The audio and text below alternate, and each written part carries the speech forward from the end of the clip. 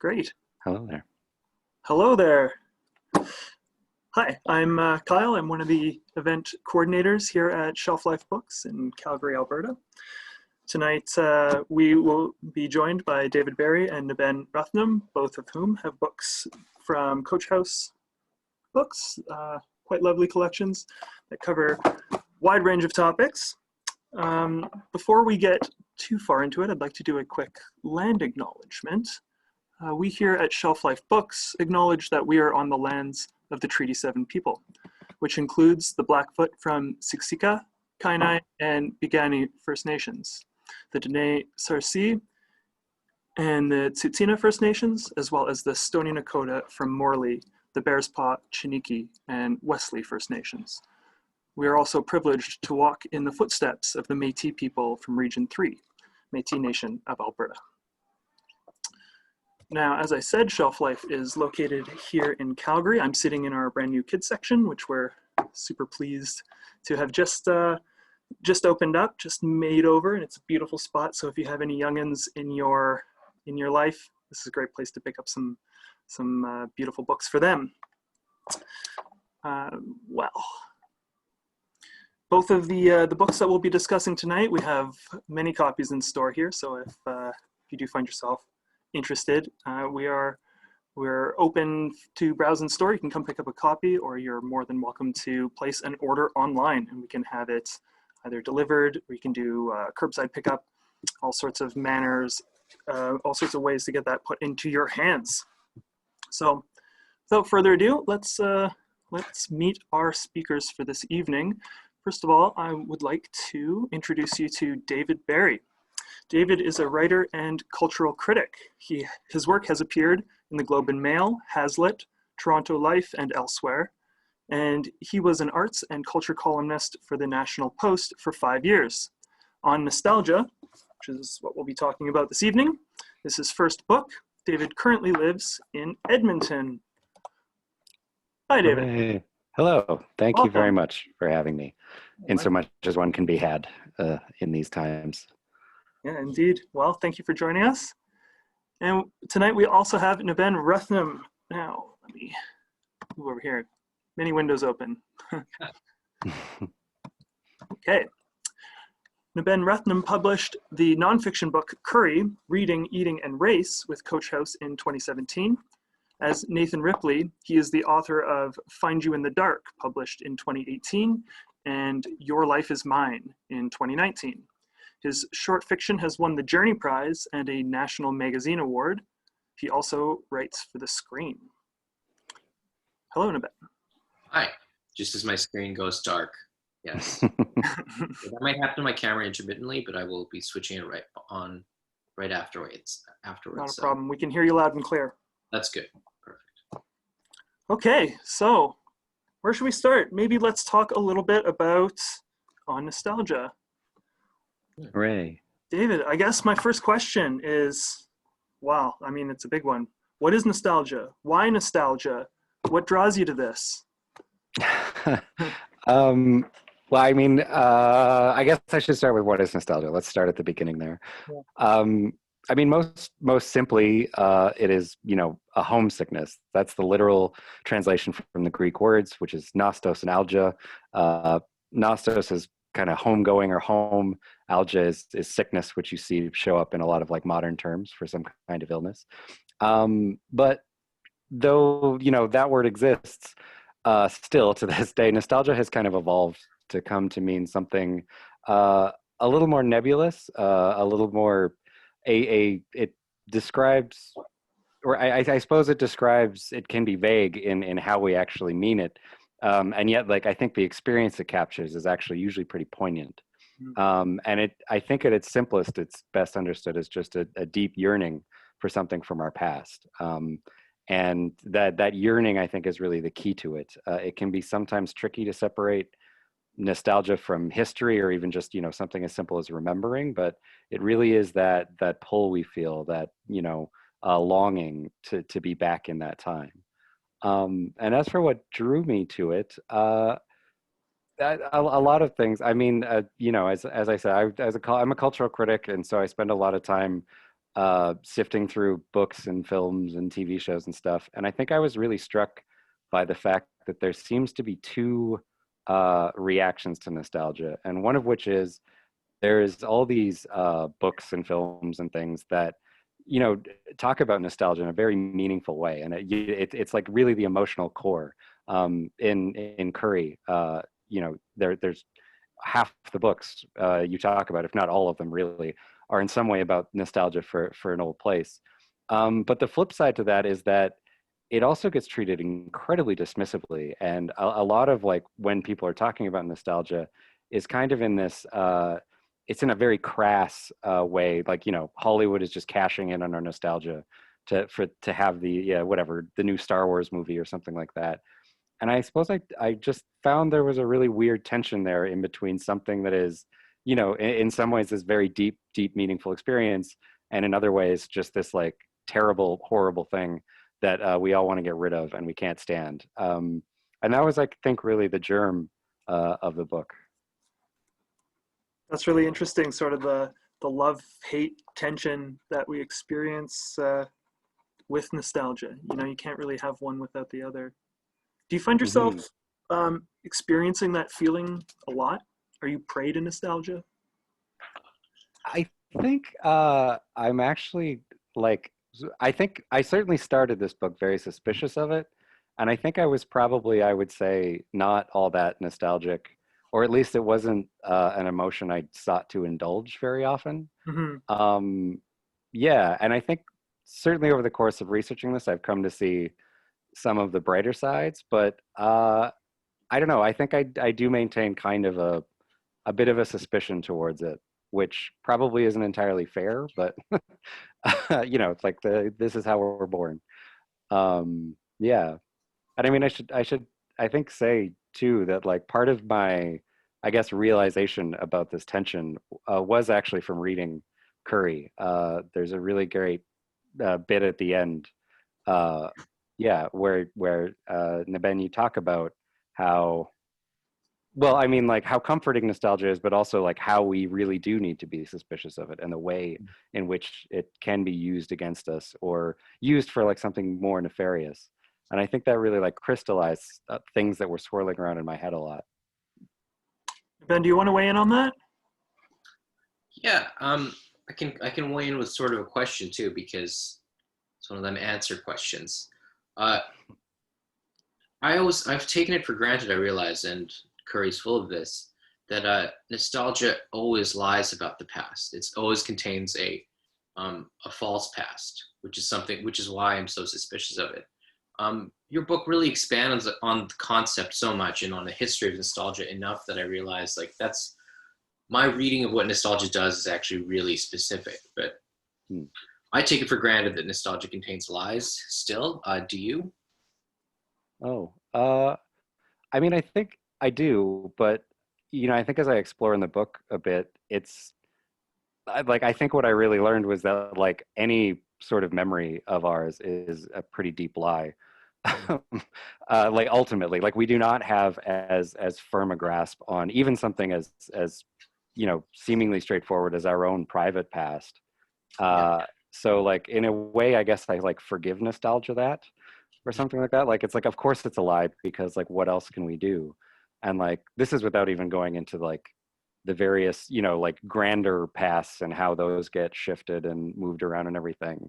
And yeah, I don't know. I just like, I think maybe where I went, it was being suspicious of, say, nostalgia specifically, to just like being suspicious of remembering, period, and how fraught that is and how much it's like driven by wherever we currently are.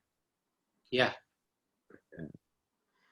Yeah, I've heard that when you remember something, you're not really remembering the original incident. You're remembering the last time that you thought about it. And every time you recall that memory, you sort of reconstruct it and overwrite it so that, you know, as you move through life, that original memory is covered with layers and layers and layers of, you know, new impressions. Do you feel that that's sort of true with our personal histories or with our collective cultural history? You know, because I think nostalgia can activate, you know, both. You can feel nostalgia for, you know, a specific incident of your own childhood or something that maybe we experienced as a culture. Yeah, I mean, I talk about this a little bit in the book, but just how part of it too is, especially when we're talking about, you know, nostalgic memories, is we return to these things so often, essentially because they make us feel good, right? And because we return to them so often, it deepens them really, and that like they become essentially some of our most vivid and most meaningful memories, regardless of, you know, like, and then the complete lack of truth to them is really only a bonus to that, right? Because like it just, we can cut out all of the other weird, scary, etc. things, like basically all of the present that we actually experienced in them, and just turn them into these perfect gems. And again, like I think the only thing that is actually different from any other memory is that we actually might be a little more aware that nostalgia is essentially bullshit than we are of our other, because like we're just a bit more suspicious of it. Right. Yeah. Oh no. But I don't know, I'm actually kind of curious about that, because like in Curry, Naben, you talk a lot about, well, basically that you use the Heraclitus quote, right? Like you can't step in the same river twice. This like inherent idea that you can never really go home again, or however else you want to phrase it. But also you have a really interesting, I think, undercurrent in there of how like you, especially these diaspora writers or the people who are writing the Curry books that you talk about, it's like the further away they are from home, the less they actually, or sorry, the less they know about home, I guess is the way, the closer they feel attached to it, or like the more authentic, the more meaningful that actual, the potential of home, or even like, you know, the potential to return from home is. Yeah. Yeah. I mean, another big part of that, in addition to the Heraclitus, which actually, the editor who found you and me both, Emily Keeler, that was her idea that I should work that in there. But also, Salman Rushdie, he has that book, Imaginary Homeland, and the term imaginary homeland came to him when he realized that after a few years of being in Britain, when he was writing about India, he was not writing about India, he was writing about an India of the mind. That his homeland had already become something else different, something else in his mind. And if he was going to continue to write about these places, he had to also accept that he was writing about a slight fictionalization of these places already. So in some ways that was very liberating, and you see that in what's called sort of the magic realism, I suppose, of his style. There's that disconnect from reality, but I think it was spurred by this idea that past and that place don't exist for me anymore because I am not there anymore. And yeah, I think that, I guess sort of the distant and sort of poisonous nostalgia that I talk about in Curry is the idea of a homeland that perhaps for like a second or a third generation diasporic person, a homeland where they've actually never lived or been, but comes to be a stand-in for an idealized past or a place that was taken from them. And in general, an alternative to a troubled present. But I feel it does sort of a disservice both to fiction and to reality, because it doesn't take in the realities of what this place actually is in reality. And it also doesn't take into account that the version of this homeland that has been presented to this writer comes mediated through, you know, not just media sources, but from parental stories, from nostalgia that is perhaps in many cases misplaced. I think I've sort of been writing about this my whole career in some ways, in that I feel like the leaving and running away and happy escape elements of a lot of diasporic stories are often wiped away by succeeding generations. Not to speak for them entirely, but my parents, I believe, were mostly really excited to leave their homeland, to leave it behind them. They enjoy visiting. They're not ashamed where they came from, even remotely, but leaving was something that was very exciting for them. I find that generations of nostalgia later that part of the happy departure is sort of like, yes. Yeah. Well, because like I find that idea kind of fascinating, at least partly as like someone who is far enough down the diaspora chain that like I have no meaningful connection. Like I'm Ukrainian and Irish theoretically, but like, you know, I think it's like third or fourth generation on both of them. And so like it's funny, like in a way, certainly when I was younger, I think I sometimes felt jealous of these diaspora people who had that font of authenticity to kind of try to return to, like because you know like I at a certain point I just came to realize that like the only authentic homeland I can actually return to is like Boston pizza. Like you're so you know like that is as close as it gets because you know it's just literally I'm like an exurban Alberta kid and there's no other place for me to run or dream about. Like they just don't exist. But in your own like your own lifetime, you've had a mini diaspora, I suppose, in terms of. Well, I look behind you. You've got an Honest Ed's poster up. Yeah. He's like a big old nostalgia bomb in some ways. Not only does it harken back to Toronto, where you did live in Toronto until quite recently. Yeah. I lived there for about a decade. Yeah, and Honest Ed's is of course like sort of a representative of a Toronto that is, you know, being raised for condos. Some might say. Yeah. Yeah, absolutely. Yeah. Well, and actually, like in the process of writing this book, I ended up sort of spending time between Edmonton and Toronto. Like we came back briefly. I had a kid, and we took some of our parental leave out here, and I ended up writing the book like literally in the library that I studied in an undergrad kind of thing. Oh, And wow. it was such it was such a like weird culture shock and a weird confrontation of like like of any kind of nostalgic feeling and this idea of like, okay, like am I actually, you know, feeling nostalgic for any of these places, or am I just now, you know, sort of thrown back into them again, and it's just the only thing I can really grasp onto, right? Is like, oh well, yeah, here's the place where I, you know, stumbled out drunk and made out with somebody, or and it's just like it's the only way I can start to like grasp this experience, I guess, is, you know, these old memories and kind of this yearning. But yeah, I guess that's where it starts to get, as I say, it's very hard to sort of parse the line between just remembering something and actually, you know, really wanting to return to it. Yeah. Interesting. Yeah. And, you know, Honest Ed's is also just, that's a great font. Like, let's not overlook. It's just, you know, it's just I don't know, it's a good color. Like, it's, anyway, like, yeah, leaving aside. Yeah. I'm wondering, did it take you a long time to write this? Yeah, it was pretty much about 2 years, just under 2 years, I think, from like start to finish, and even longer if you want to talk about like trying to sort out the idea in my head first.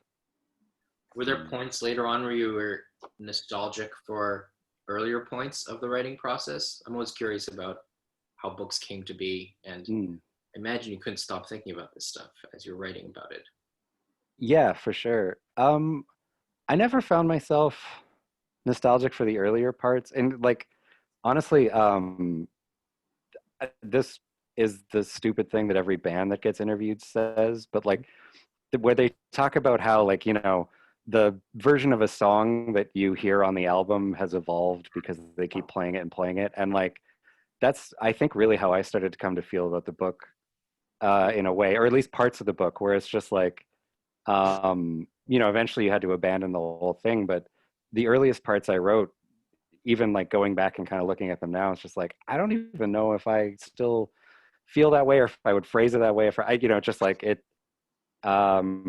really is this, at least for me, this like progressive process of like every part builds on itself and throws back to something else. And yeah, so there was never, I mean, if anything, maybe I felt, yeah, a little bit nostalgic for the time when I didn't know anything and I got to think I was a real smarty pants, like sifting through this. It's just like, I know everything. This is going to be the easiest book to write ever. And anyway, but When you did yeah. pitch it, actually, did you have a really did you have a very formal, like, here's a nonfiction book pitch, here's my proposal, or were you just really enthused about the idea?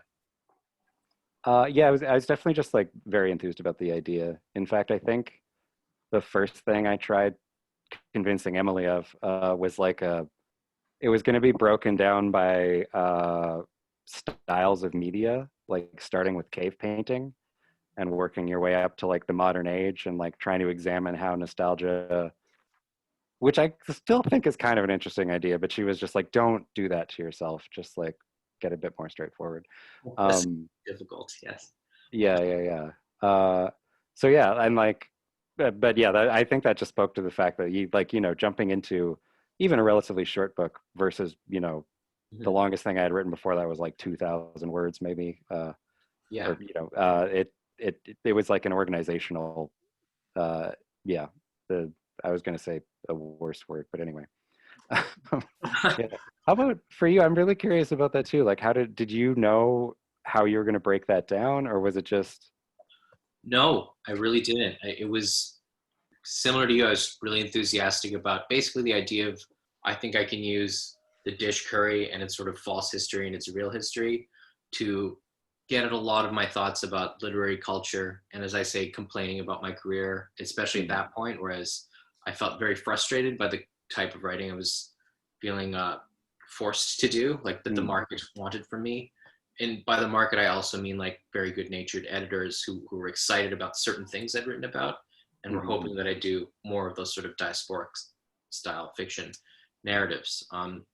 But it was really just sort of my proposal was, again, just sort of like a gush of like, I think this would be interesting. I think this would be exciting. I think this would be cool. And then, the prospect of how do I actually organize all of this? And then of course, just even though I feel like your book has it comes with more authority because it's, you don't speak as much about like, here are my personal experiences with nostalgia. Like that doesn't really bind the whole book together. You chose not to do it that way, which I think is a good choice. But in my case, like I'm a part of almost everything you're reading, like not just my voice, but my experiences and how I relate it all to things that I want to do and struggles I've had in my career and experiences I've had myself. But so I had the binding element of that sort of memoir biographical strand, but it was actually in sort of going back and forth on the title with the editor Emily Keeler that we realized, like, these are three things that actually speak to what the book is going to be about. That is eating, reading, and race. So of course it made sense for that to also be the organizing factor of the book. But then, yeah, I ended up just in terms of how the book actually came to exist, because I hadn't actually done a long nonfiction thing ever, except for my master's thesis about Oscar Wilde and ghost stories, which was, in academic language, and unfortunately didn't turn out very well. It was okay, but it was not a good piece of writing. So I would basically just I wrote like a 6,000 word version of the whole book, showed that to the editor, got her comments, expanded it into sort of a 12,000 word version of the whole book, and so on until it reached about 25,000. And at that point, I started to take pieces out. And I don't think I made 3 different files, but I had it was organized into the elements of the subtitle. Eating, reading, race. Mostly just eating and reading to begin with, because the race section ends up being almost an extended little bit of memoir. But yeah, I didn't realize how important that organizing principle would be to actually get me to be able to work at all. Because I could just still be researching this. There's, thousands of books that I could have read that I didn't to make this. That's one of the things I wanted to ask. Both of these books cover so many topics, and I mean, you bring it to the central ideas, obviously, but how do you decide what belongs in the book and what needs to be, saved for somewhere else or in the scrap pile? Oh God. Uh, I mean, I want to say something a little bit flip, like, well, you know, you just like start writing and then stop writing, and whatever doesn't make it, doesn't make it. But Mhm. I think in a way, though, that is kind of close to my process in like almost everything I do. It's like uh, filling my head with absolutely everything I can possibly find, and then just starting and like whatever feels like it flows best, I guess, and is sort of like making the points that I want to make is what ends up staying there. And like, I think partly that is too because like I find whenever I, you know, within reason, but whenever I set out to, you know, it's like, okay, I'm going to lead to this or whatever, I end up hating however I write it because it just feels so like forced and yeah, I'm sure I'm probably the only, but I feel like people can see the scaffolding, and you know, it's like a terrible movie where you know you can just like predict what's going to happen before it happens. So like at least for me, it's much more about just like, well, what feels like this connects to this idea kind of thing, and like, and then at the end, I just try to put a bow on it. So do you like research as you go along then? Oh, I know. Like I research, I don't write for a long time. I Mm. kind of tend to think of writing as like the tax I have to pay to learn about something. Gotcha. Yeah, like so. Yeah, and I think uh, Alana, my other editor, was full of good advice, which is like, no, like you like write. Don't just you know do all your research. Write as you're going. And I think I mostly ignored her, sadly, but. Anyway, but yeah, no. So like I'm a bit like I feel like I need to try to understand as much about something as possible before I actually wade into it. I don't know how you feel about that. I I'm very much in agreement with the first half of what you said, and I also agree that that's a good way for you to work in terms of the research thing. But it was very different for me. Like um, I would literally go to used bookstores and pick up novels and read them. Like I figured, hey, I should read some Anita Desai. She's like a really important diasporic novelist. I haven't read anything by her, and I read her book In Custody, which you know led me back to things I wanted to write about Henry James, which I don't know if they ended up in the final draft, but certainly just after reading that book, I put it down, and there's probably like 2 or 3 pages that are still in the final draft of Curry that were written just that day, and but that was you know 80 books of research before I'd finished researching. But I would say actually like in terms of the construction of the first draft, I was probably, I finished researching at about the time I finished writing. And I think having it in such discrete sections, like the eating and reading sections kind of helped me with that. I felt that because they were such enormous categories, the idea of mastery was just absurd. I'll never be able to get everything done, but I can be interesting about this one thing right now while it's freshest to me. So let me try to do that. And then, yeah, and then I just sort of follow the ideas in that to the next thing that I was going to research. Yeah, I like that. Although I could think one thing I have come to appreciate a little bit about research is that um, if I do like a bulk at the start, and then when I'm writing and trying to use it, I kind of like revisit it a bit.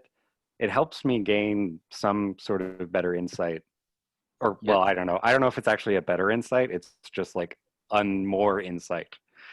And yeah, but like there's definitely an aspect of that that can be like totally paralyzing too, where you just feel like, yeah, because you're never gonna know everything. Yeah. I think the collective mass of the research, I've done that by the end of the first draft.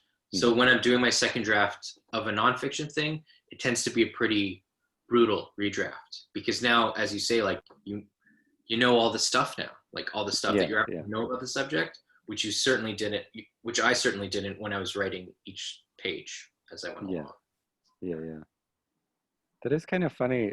Like I'm just noticing, and I guess I would be accused of this too, but like you're talking about having such a strong feeling about this, and yet like obviously I don't know if it's just like the whole Dunning-Kruger thing where it's just you know you don't know anything about something, therefore you think you're an expert about it, or but like Yeah, like, but yeah, like I had a really strong feeling about this, or like I felt like there was a kernel there, but like I didn't know very much at all, like in retrospect. And I don't, it kind of surprises me I had this strong a feeling given like how, you know, little I seemed to have actually, you know, studied this or whatever, like, you know, gone at it in a systematic way. That I had, uh, it might be common to most nonfiction writers then, because I had very similar, like, as soon as I actually started to grapple with the subject, I realized that I was wrong historically about so much to do with the history of the food stuff, to the point where when I was trying to relate it to the literary material, I felt like maybe the entire premise of this is completely incorrect. Because all the strength and passion of my feelings were related to very strong false ideas I had, but also underlying that, they were commitments I had to like how interesting these topics were. So I had to remember that. It's like, it doesn't matter that I didn't know anything. It matters that I was interested, and I was able to do it that way. Yeah, that's actually a really good way of putting it. I like that. I'm going to try to remember that, though. All right, David, I have another question for you. It seems to me that the way nostalgia is activated has changed since the advent of mass media and social media, especially. I'm curious if you'd talk a little bit to maybe what it was like before we had these like tools so prevalent in our environment, and maybe what's changed. How is it different now? Sure, yeah. So like I think the simplest way to put this is I talk about it as like Proustian nostalgia and sort of Ready Player One nostalgia. And it's not like a perfect thing, but roughly in kind of the earliest part of the 20th century, or, you know, when nostalgia first started to become something that people were a little more broadly aware of, or at least a concept that they talked about, nostalgia was very much this idea of like, you stumble upon something and go into this reverie. So, you know, the Madeline being Proust's example, but just anything. And it's really reflective of a time when history was, or at least like these representations of history and records of history were not in common. You know, it was impossible to find these things in a lot of cases.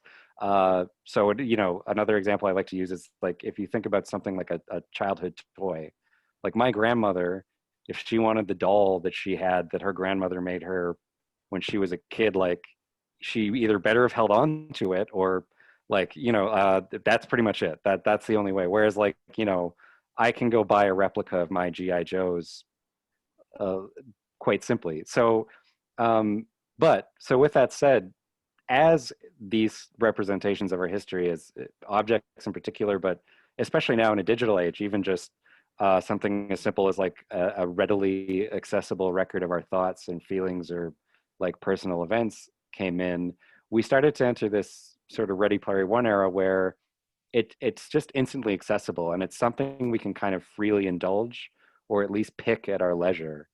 And like that, I think is, if it hasn't necessarily fundamentally changed like how we feel nostalgia or the nostalgic experience, it's definitely, you know, changed. Well, I think large public attitudes toward nostalgia. I think some of the suspicion of it is how, you know, how readily available it is to us, how easy it is to indulge. But like also just, I think it is kind of, in a way, flattening in some sense the nostalgic experience away from something. And I have to be careful here because it's really easy to get caught in this weird nostalgia trap where it's like, oh, well, nostalgia used to mean a lot and now it's just garbage because everything modern is garbage and everything that happened before is great. But it feels like we're kind of flattening it a bit into like a very stimulus response kind of thing where, you know, it's just like whenever we need that little dopamine hit, we can just click that button and you're watching, you know, the original Star Wars or looking at photos from 2010 of you and your friends drinking. That's really the impression I get from Ready Player One. Like it presses every single button in my brain, you know, from that kind of time in my life, right, when I was involved in those genres, right? So it feels Yeah, almost exactly. overwhelming or superficial. Well, I think I'm unsure if this was intentional on the part of the various people who created Ready Player One, without getting too much into my thoughts on that. But like, it's hilarious to me that it's supposed to be like 2040, and they have this entire machine that can create anything you could possibly imagine, and it's all about the 1980s. It's just like it's such a perfect kind of like, I don't know, uh, encapsulation of like the absolute worst impulses of nostalgia, right? Like basically using magic to like sit in your childhood bedroom. Curious, what do you think of? It's so strange that Steven Spielberg was the one to direct that movie, because he made up so much of the visual and story language of the 1980s for adolescents and beyond who are nostalgic for that era. How do you feel about that? I was interested that you didn't actually discuss Spielberg in particular as an operator, Ready Player One. I mean, I found that one tricky. At least, I think what shied me away from talking about Spielberg and that is partly that, like, I have to kind of assume that he doesn't have a lot of insight into how his creations feel to people, like, especially say like children seeing them, which isn't to say, like, obviously he's a very smart filmmaker and he knows how to make people feel things, but just like artists I find don't usually have that kind of distance on their work, and will never, like, he'll never really get what it was like to like see, I don't know, Indiana Jones run from a boulder or whatever, because for him that was like a recreation of an experience, and it's like he's caught up in technical things, I assume. But anyway, like, I guess sorry, it's slightly sidestepping, but to me, like, the more fascinating exploration of that era is like Stranger Things, because like that's people who are clearly aping those styles, not just as like a kind of like, oh, we love this nostalgic reference, but because like I think they think rightly that like you can't have an authentic experience of an era that has been that mediated without in some sense recreating the media of that era, right? Like the 80s was an era where, like, everything was on television, blockbuster films were huge, like it just, that was most people's experience of the era, was seeing it through this media. And so like I think they're like right in that probably almost everything going forward will have to in some sense ape the style of the media of that era to feel authentic. Anyway, I didn't answer your question about Spielberg. What would I say about that? I guess I just felt too that like it felt, just more like a Spielberg movie with like weird little touches, in the same way that, I don't know, like who's a director that also like Tarantino or something, throws back in the things that, not necessarily that like he had a lot to say about them or anything, just more as like, cool, remember when I directed this? And yeah, like, When I was when I saw I haven't seen the movie or read the book of Ready Player One, but I remember there's moments in the trailer that reminded me of a movie I really love, Who Framed Roger Rabbit, which is also a weird nostalgia trip in that it's obviously, it has cartoons and real people interacting, but it's also like a weird like noir about public transit in Los Angeles. And it's a movie in the 80s by the director of Back to the Future, who you discuss, that also allows, it was completely nostalgic for adults at the time, because you got to see, Bugs Bunny and Mickey Mouse have a conversation, which is, you've grown up with that. But, as a child at that time, what is 8 or 9, I also wanted that moment too. So it's a very, I don't know where I'm going with that exactly, but I might say it's interesting that you say that Back to the Future, it's not really nostalgic for the 50s. That was one of my favorite parts of the book. Can you talk to us a bit about that? Yeah, sure. Well, so I think this, I think, gets to like some of the really weird ways in which we think about or talk about nostalgia however it actually exists, properly in the world. And like Back to the Future, the actual, I don't know, like text or whatever of the movie is, I think, pretty anti-nostalgic, right? Like I lay this out a bit in the book, but it's like, essentially it's a story of this guy, this kid going back in time and seeing how like shitty his parents' lives actually were. Like, it's like his dad was a pervert, which is why he met his mom. He couldn't stand up to the bully. Like the 50s they depict is pretty terrible and essentially gets redeemed by the only like modern character in it, right? In various ways.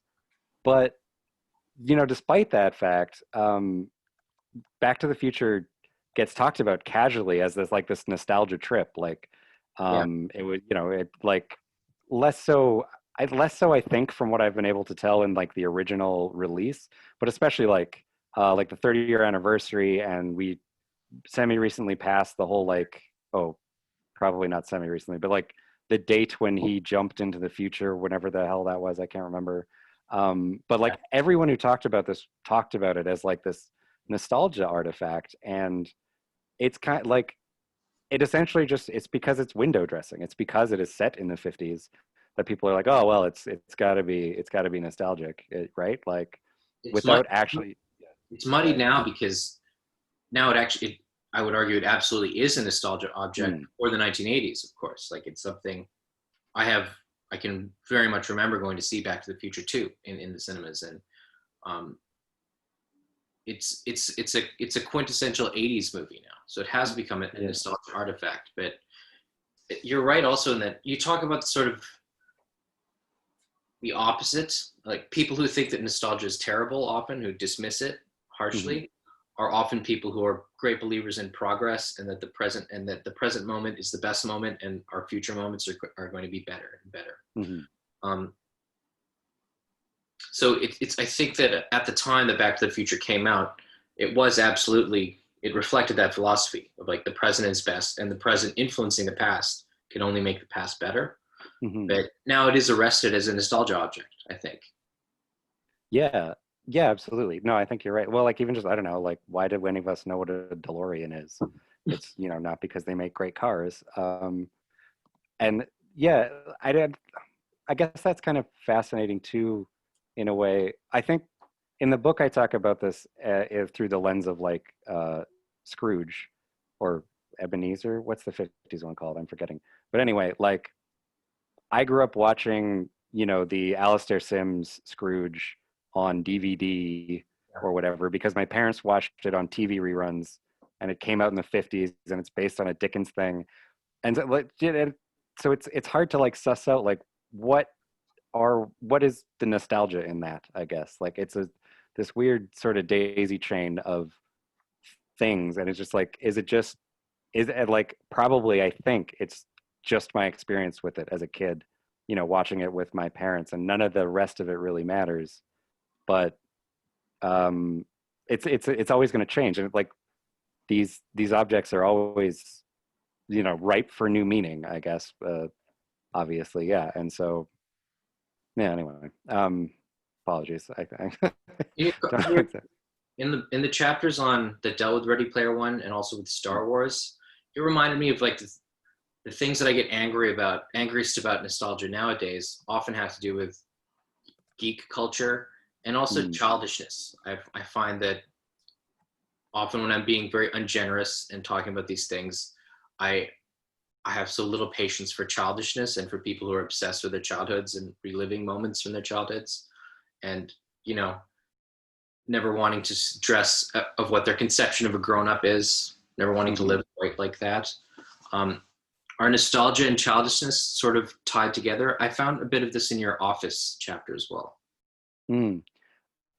I think in a sense they are, like, well, certainly like on the surface level, of course, like it's just this, there's this deep idea that like people who are Star Wars fans are just, they can't get out of their 9-year-old footy pajamas or whatever. And I think there's obviously some of that, of course, but I do think that, I think even, I don't know how careful about I am in the book about this. This is one of those things that, like, having thought about even more, I think we need to be careful of like accusing them of being nostalgics when like the problem is more that like I think they're just kind of like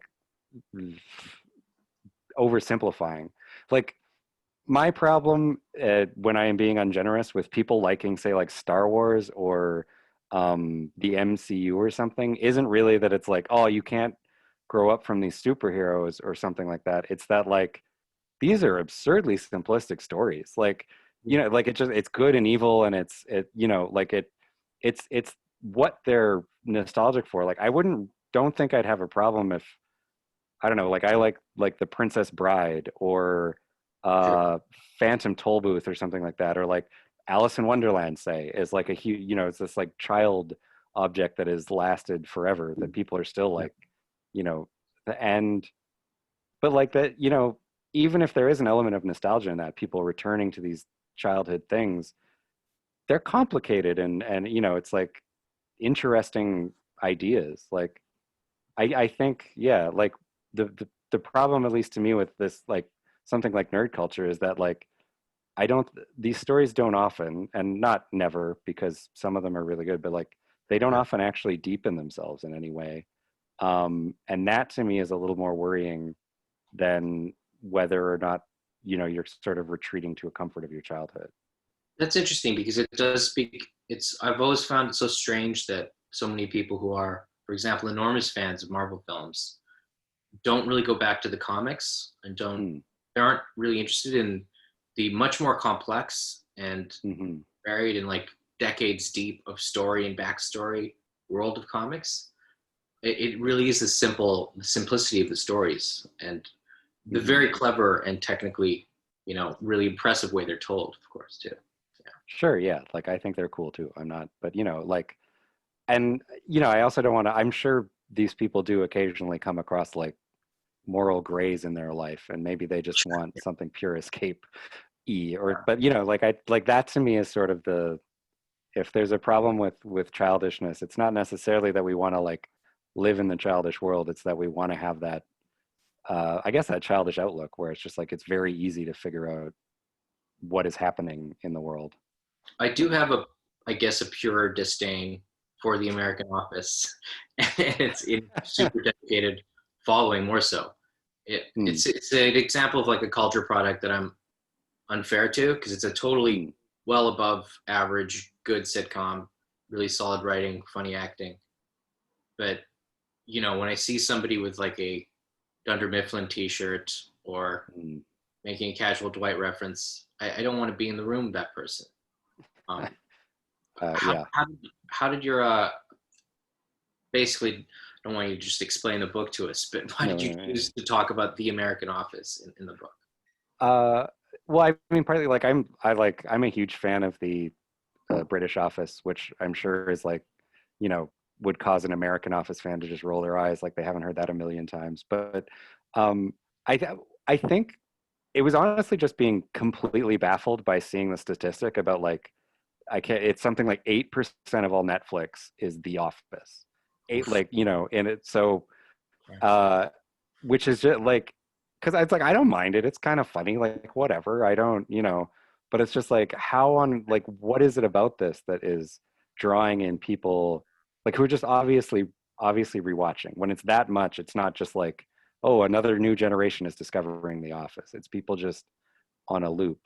And in a certain way, I think that kind of speaks to the platform itself, right? Like Netflix encourages you, uh, excuse me, like very deeply to just kind of return to comfortable things. It's one of the functions of these algorithms is that like they're not actually very good at predicting what else you might like. You know, they're good at telling you what you've watched and trying to feed you more that is like exactly like what you watched before. I actually just saw a thing, sorry, bit of an aside, but like apparently Spotify is like trying to perfect some kind of nostalgia algorithm now that is like supposed to, yeah, a little bit deeper with going like, okay, well, if you have fond memories of listening to Black Sabbath, then you probably also have fond memories of whatever. But anyway, I think the algorithms ultimately are pretty bad at predicting new things we might like, they're really good at driving us back towards things they already know we like. And then like the Just bought the Black Sabbath box set. How did you know? Are you an algorithm? I have access to the Amazon's things on everyone here. Yeah, anyway, not enough of you are buying my book. P.S. But the second part of that, yeah, it's like outside of the algorithm though too. Like, yeah, there's something. I mean, in a way, it's I think a pretty similar complaint to what people used to yell about television in the 80s and 90s as kind of this idiot box thing or whatever, where it's just hanging out with your friends, I guess, right? Your buddies down at the office. And it's so, I think what might offend my sensibility a bit is that like there's no pretense. It's just like, hey, you work in an office, here's an office. Wouldn't it be cool if your office was like the office? And like, whereas the British version uses that premise to like go into some very bleak, it like really captures kind of the essence of how terrible that experience can be. The American one kind of just like is like a chummy buddy thing, right? Like, yeah, I call in the UK version, Pim, who you may know as Jim if you're a fan of the American Office, basically is given a chance to leave and chooses not to take it. Like even though there is a happy ending there, there's also someone who has accepted the confines of their life and embraced them.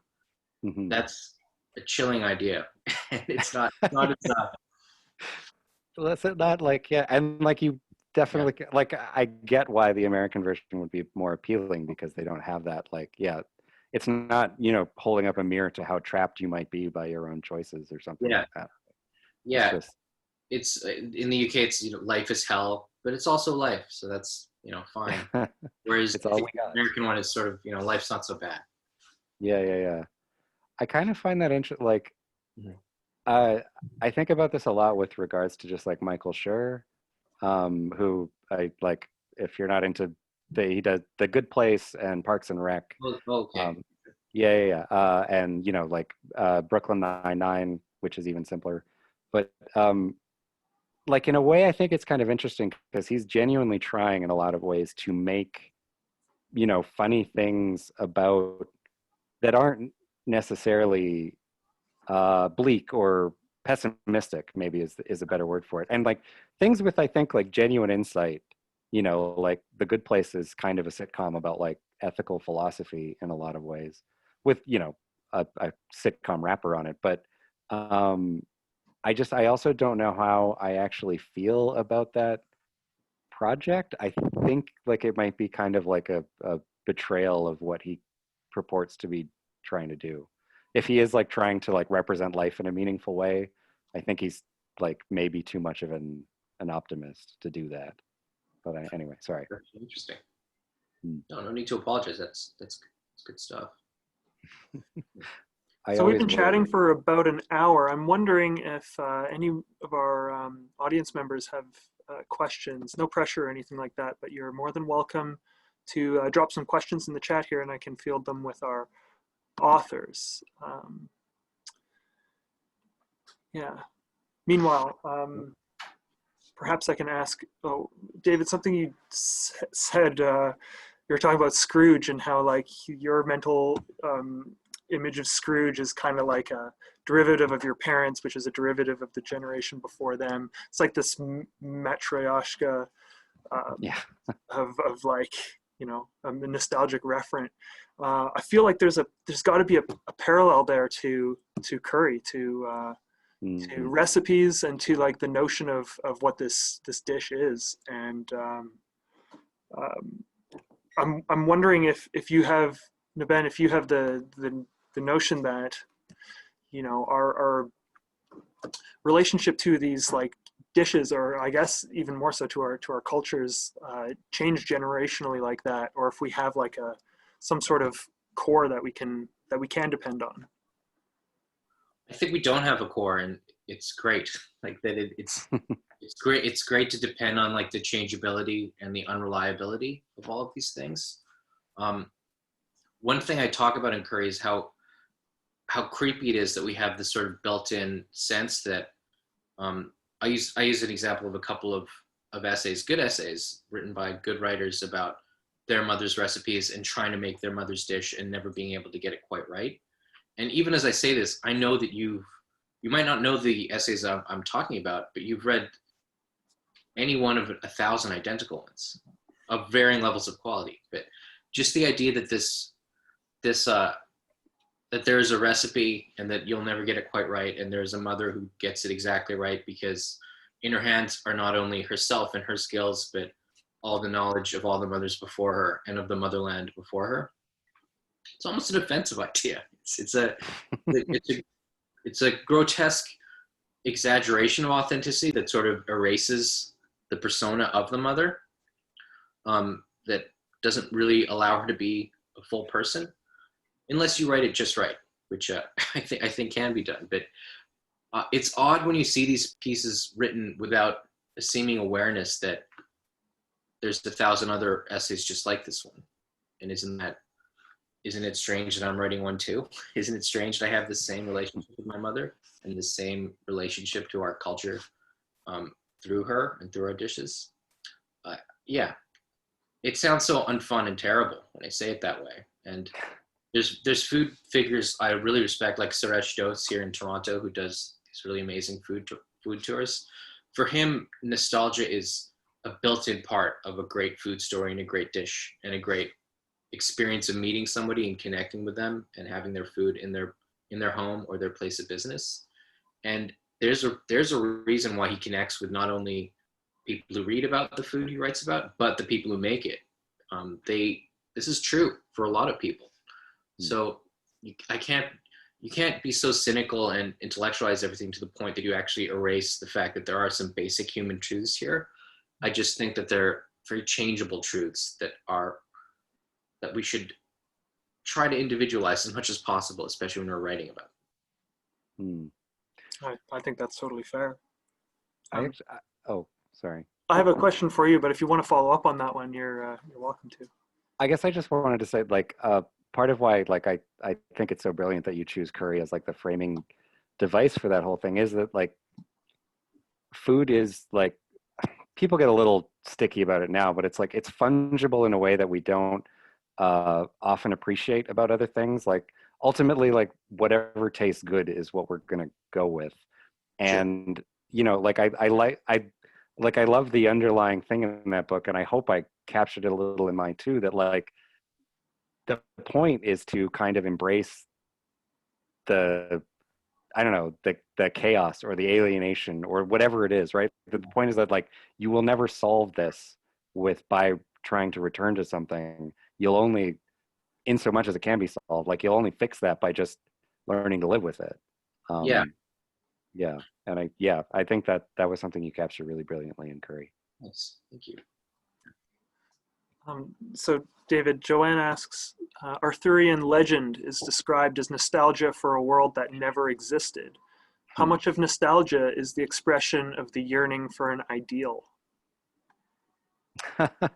I mean, I think I'd maybe argue it all of it, right? Like, it's just that the ideal changes quite frequently. Like, it's never really solid. It's always about where we are. So, you know, there's no one ideal that we're yearning for. It depends on our position. And also, like, part of what makes nostalgia a bit dangerous, or like justifies our suspicion of it, is the fact that, you know, unlike, say, something like a utopian vision, where you know, people are they realize it's an ideal, they realize it's maybe kind of impossible. Nostalgia has this sheen of fact, of truth, of like, this actually happened before, and therefore can be recaptured. So, like, you know, kudos to the Arthurian legend for at least being more honest about the fact that it's, you know, there was never a watery tart throwing swords at people, right? So, yeah. I suppose that's true of curry as well, that there was never an original authentic recipe, right? Sure, yeah.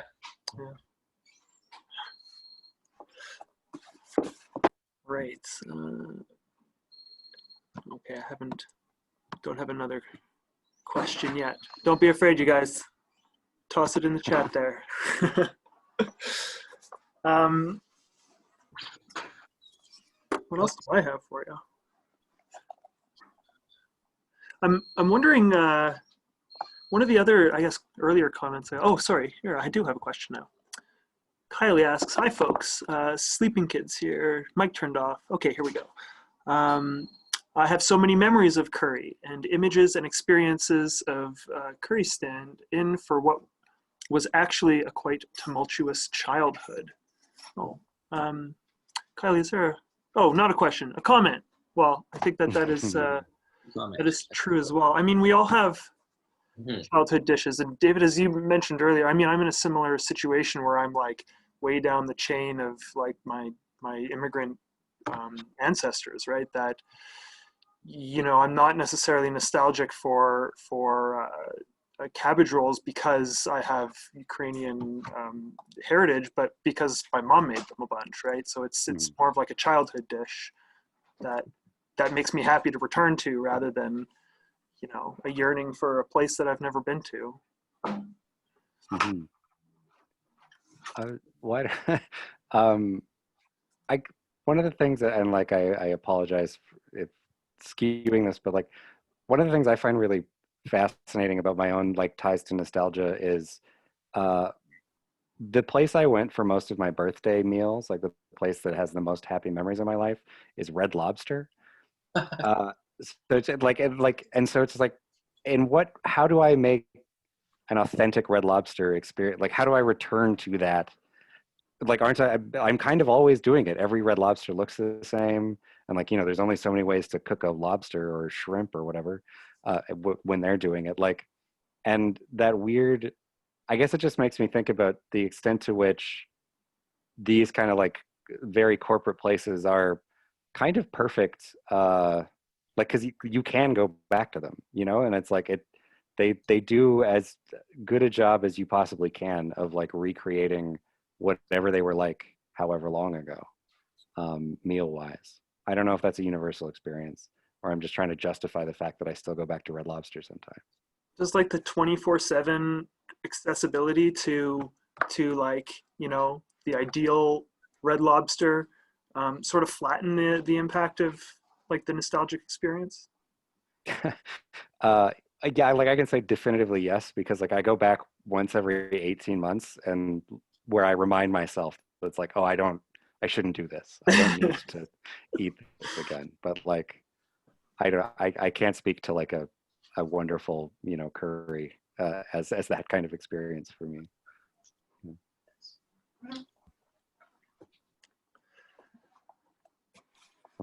I'm wondering if either of you would be interested in reading a short passage from the book. I don't want to put you on the spot or anything like that, but maybe just get a little bit of like a feel for what the writing is like. I have like one private comment that expressed a little interest in that. I could try to find read a passage, but first I do have one more question for Dave. Do you you get at this a bit in the political chapter, like the Great Again chapter? I think that nostalgia often disguises or is sort of the packaging around a sort of rage and a particularly destructive rage that seeks to sort of wipe out the entire world around you as it exists now and replace it with either an imagined or real past. Like that's sort of the feeling, you know, in some nostalgia, particularly in the political realm. I think an author actually does a good job of sort of playing with this oddly is H.P. Lovecraft. I feel like Michel Houellebecq talks about this too, that he was just so uncomfortable in the present world that he became obsessed with not only the immediate past, but a deeper sense of like the cosmic past of where all human life was totally insignificant as it still is. Do you think that nostalgia has this sort of, do you think political nostalgia in particular is a highly destructive impulse? To a degree,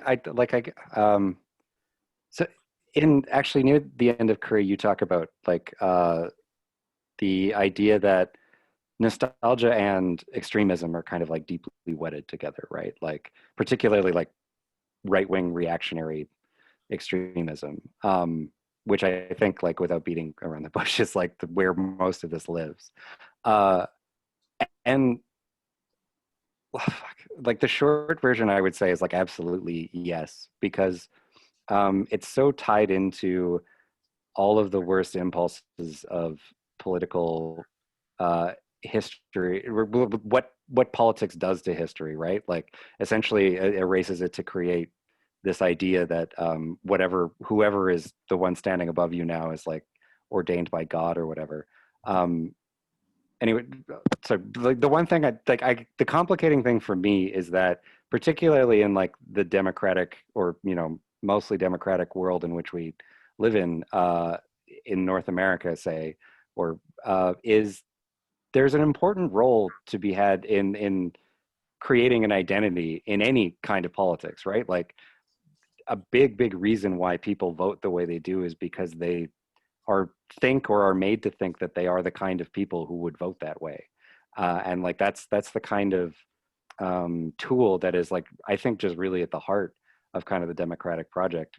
You see all these things about how essentially people like choose their views based on who they identify with as a thing, right? And so I don't think we can overlook that. But like with that said, and particularly given the times we're in, like, yeah, absolutely.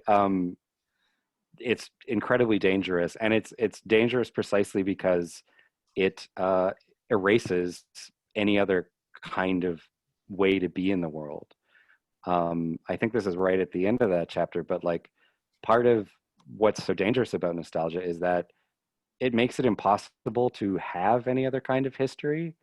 If someone is standing up there telling you that, like, this is whatever era I'm talking about was the thing we need to return to, even if it's imagined, how can you argue with that? Like, how can you provide an alternative history to that? Or like you're cutting off their entire project.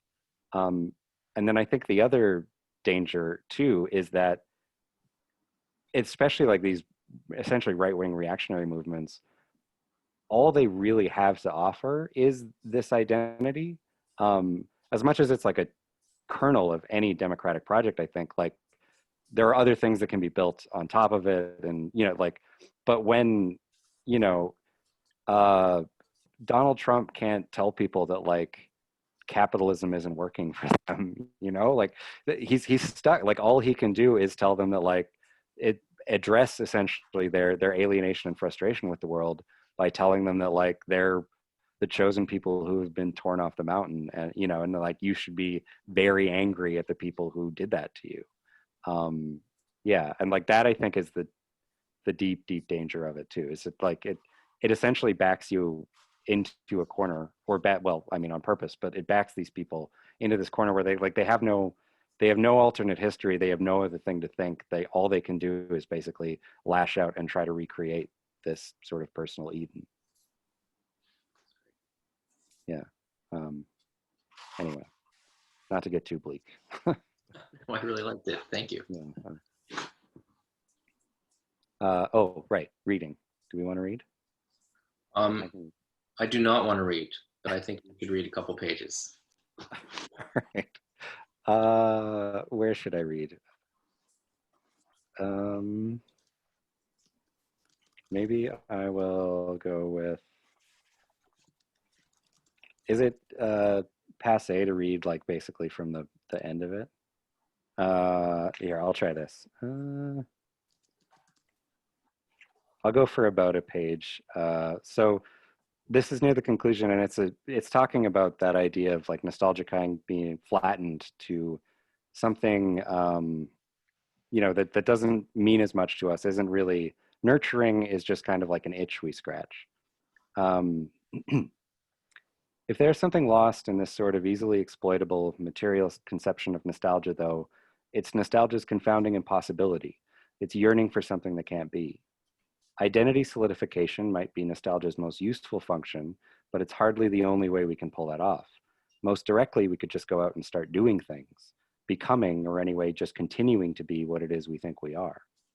Nostalgia is not just hung around, but imposed itself more on our consciousness because the modern flood of memory is also close to another of life's profundities and another reality that we are loath to admit, one we certainly don't indulge on social media as fervently: the fact that soon enough, we won't be around anymore. Naturally, nostalgia is as absurd as any attempt to really reckon with death. Ultimately, our memories will fade just as surely as the past they're recalling, and the dream that things might happen again, the absolutely overwhelming yearning to be back in that time or in that place, is the same as the one that assumes we will continue on indefinitely. At least in nostalgia's case, we're clinging to something that has happened before, or at least that we imagine has happened before. Though we give it a halo of fact, nostalgia has a funny relationship with authenticity. It is plainly not an authentic accounting of what has happened, which we know distantly, even when we're in the grips of it. All the same, it's one of the truer feelings we can have. It makes us feel, after all, like ourselves. This feeling is about all the defense we can muster against the end, inadequate as it may be. The idea not just that we existed, but were knowable, sensible, had some kind of arc or meaning, even if it never extended much beyond our own head. It's not much, maybe, but it's the best we can do under the circumstances. Even if it's reduced to some threadbare content strategy, our nostalgia is something that is unequivocally ours. It won't be possible to miss it when it's gone.